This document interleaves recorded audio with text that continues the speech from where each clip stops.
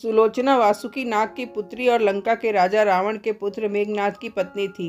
लक्ष्मण के साथ हुए एक भयंकर युद्ध में मेघनाद का वध हुआ। उसके कटे हुए शीश को भगवान श्री राम के शिविर में लाया गया था। अपने पति की मृत्यु का समाचार पाकर सुलोचना ने अपने ससुर रावण से राम के पास जाकर पति का शीश लाने की प्रार्थना की, किंतु रावण इसके लिए तैयार नहीं हुआ। उसने सुलोचना से कहा कि वो स्वयं राम के पास जाकर मेघनाद का शीश ले आए, क्योंकि राम पुरुषोत्तम हैं, इसलिए उनके पास जाने में तुम्हें किसी भी प्रकार का भय नहीं करना चाहिए। रावण के महापराक्रमी पुत्र मेघनाद का वध करने की प्रतिज्ञा लेकर लक्ष्मण जिस समय युद्ध भूमि में जाने के लिए प्रस्तुत हुए, तब राम उनसे कहते हैं, लक्ष्मण, रण में जाकर तुम अपनी वीरता और रण कौशल से रावण पुत्र मेघनाद का वध कर दोगे, इसमें मुझे कोई संदेह नहीं है। परंतु एक बात का विशेष ध्यान रखना कि मेघनाद का मस्तक भूमि पर किसी भी प्रकार न गिरे, क्योंकि मेघनाद एक नारी व्रत का पालक है और उसकी पत्नी परम पतिव्रता है।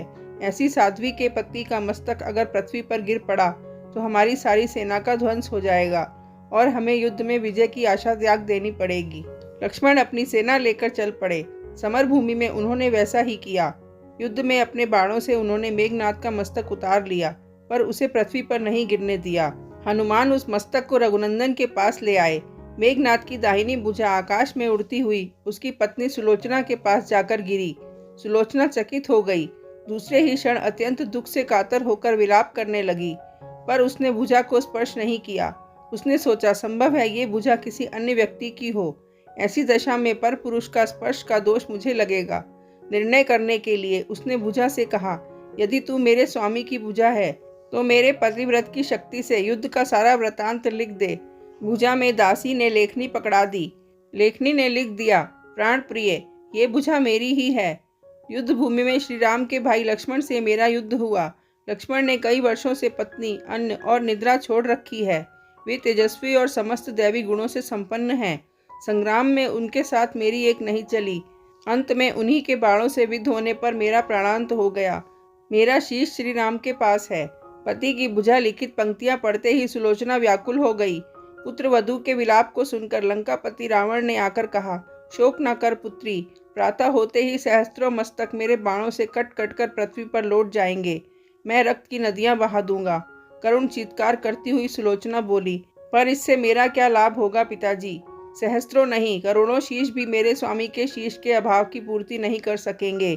सुलोचना ने निश्चय किया कि मुझे अब सती हो जाना चाहिए, किंतु पति का शव तो रामदल में पड़ा हुआ था, फिर वो कैसे सती होती? जब अपने ससुर रावण से उसने अपना अभिप्राय कहकर अपने पति का शव मंगवाने के लिए कहा, तब रावण ने उत्तर दिया, देवी, तुम स्वयं ही रामदल में जाकर अपने पति का शव प्राप्त करो। जिस समाज में बाल ब्रह्मचारी हनुमान, परम जितेंद्रिय लक्ष्मण तथा एक पत्नी व्रत भगवान श्री राम विद्यमान हैं, उस समाज में तुम्हें जाने से डरना नहीं चाहिए। मुझे विश्वास है कि इन स्तुत्य महापुरुषों के द्वारा तुम निराश नहीं लौटाई जाओगी। सुलोचना के आने का समाचार सुनते ही श्री राम खड़े हो गए और स्वयं चलकर सुलोचना के पास आए और बोले, देवी, तुम्हारे पति विश्व के अन्यतम योद्धा और पराक्रमी थे। उनमें बहुत से सद्गुण थे, किंतु विधि की लिखी को कौन बदल सकता है? आज तुम्हें इस तरह देखकर मेरे मन में पीड़ा हो रही है। सुलोचना भगवान की स्तुति करने लगी। श्री राम ने उन्हें बीच में ही टोकते हुए कहा, देवी, मुझे लज्जित न करो। पतिव्रता की महिमा अपार है, उसकी शक्ति की तुलना नहीं है। मैं जानता हूँ कि तुम परम सती हो। तुम्हारे सतीत्व से तो विश्व भी थर्राता है। अपने स्वयं यहाँ आने का कारण बताओ कि मैं तुम्हारी किस प्रकार सहायता कर सकता हूँ। सुलोचना ने अश्रुपूरित नयनों से प्रभु की ओर देखा और बोली, राघवेंद्र, मैं सती होने के लिए अपने पति का मस्तक लेने यहाँ आई हूँ। श्री राम ने शीघ्र ही ससम्मान मेघनाद का शीश मंगवाया और सुलोचना को दे दिया। पति का छिन्न शीश देखते ही सुलोचना का हृदय अत्यधिक द्रवित हो गया। उसकी आंखें बड़े जोरों से बरसने लगीं। रोते रोते उसने अपने पास खड़े लक्ष्मण की ओर देखा और कहा, सुमित्रा नंदन, तुम भूल कर भी गर्व मत करना कि मेघनाद का वध मैंने किया है। मेघनाद को धराशायी करने की शक्ति विश्व में किसी के पास भी नहीं थी। ये तो 2 पतिव्रता नारियों का भाग्य था। आपकी पत्नी भी पतिव्रता है और मैं भी पति चरणों में अनुरक्ति रखने वाली एक अनन्य उपासिका हूँ। पर मेरे पति देव पतिव्रता नारी का अपहरण करने वाले पिता का अन्न खाते थे और उन्हीं के लिए युद्ध में उतरे थे। इसी से मेरे जीवन धन पर लोक सिधारे। सभी योद्धा सुलोचना को राम शिविर में देखकर चकित थे। वे ये नहीं समझ पा रहे थे कि सुलोचना को ये कैसे पता चला कि उसके पति का शीश भगवान श्री राम के पास है। जिज्ञासा शांत करने के लिए सुग्रीव ने पूछ ही लिया कि ये बात उन्हें कैसे ज्ञात हुई कि मेघनाद का शीश श्री राम के शिविर में है। सुलोचना ने स्पष्टता से बता दिया कि मेरे पति की भुजा युद्ध भूमि से उड़ती हुई मेरे पास चली आई थी, उसी ने लिखकर मुझे बता दिया। व्यंग भरे शब्दों में सुग्रीव बोल उठे, निष्प्राण भुजा यदि लिख सकती है, फिर तो ये कटा हुआ सिर भी हंस सकता है। श्री राम ने कहा, व्यर्थ बातें मत करो मित्र, पतिव्रता के महात्म्य को तुम नहीं जानते। यदि वो चाहे तो ये कटा हुआ सिर भी हंस सकता है। श्री राम की मुख आकृति देखकर सुलोचना उनके भावों को समझ गई। उसने कहा, यदि मैं मन वचन कर्म से पति को देवता मानती हूँ तो मेरे पति का ये निर्जीव मस्तक हंस उठे।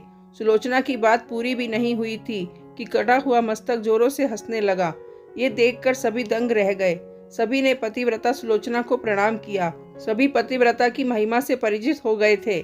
चलते समय सुलोचना ने श्री राम से प्रार्थना की, भगवान, आज मेरे पति की अंत्येष्टि क्रिया है और यदि मैं उनकी सहचरी उनसे मिलने जा रही हूँ, अतः आज युद्ध बंद रहे।